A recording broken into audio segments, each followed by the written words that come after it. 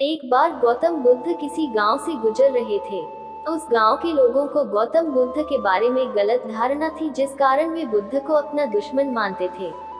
जब गौतम बुद्ध गांव में आए तो गांव वालों ने बुद्ध को भला बुरा कहा और बदुआएं देने लगे। गौतम बुद्ध गांव वालों की बातें शांति से सुनते रहे और जब गांव वाले बोलते बोलते थक गए तो बुद्ध ने कहा, अगर आप सभी की बातें समाप्त हो गई हो तो मैं प्रस्थान करूं। बुद्ध की बात सुनकर गांव वालों को आश्चर्य हुआ।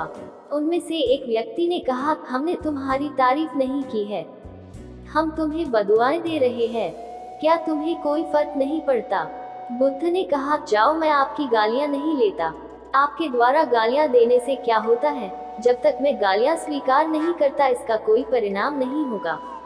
कुछ दिन पहले एक व्यक्ति ने मुझे कुछ उपहार दिया था, लेकिन मैंने उस उपहार को लेने से मना कर दिया तो वह व्यक्ति उपहार को वापस ले गया।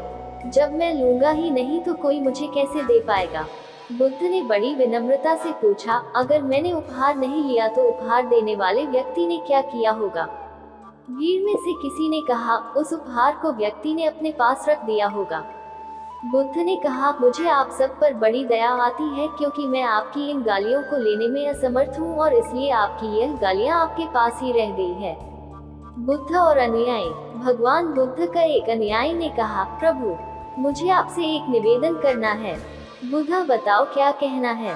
अनुयायी, मेरे वस्त्र पुराने हो चुके हैं, अब ये पहनने लायक नहीं रहे, कृपया मुझे नए वस्त्र देने का कष्ट करें।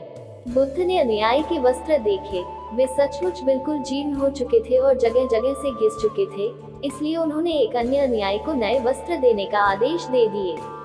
कुछ दिनों बाद बुद्ध अनुयायी के घर पहुंचे। बुद्ध, क्या तुम अपने नए वस्त्रों में आराम से हो? तुम्हें और कुछ तो नहीं चाहिए?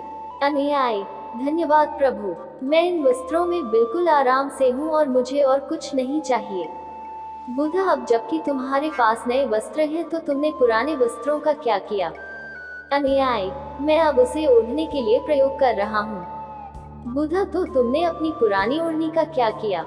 अनुयायी, जी, मैंने उसे खिड़की पर पर्दे की जगह लगा दिया है। बुद्ध, तो क्या तुमने पुराने पर्दे फेंक दिए?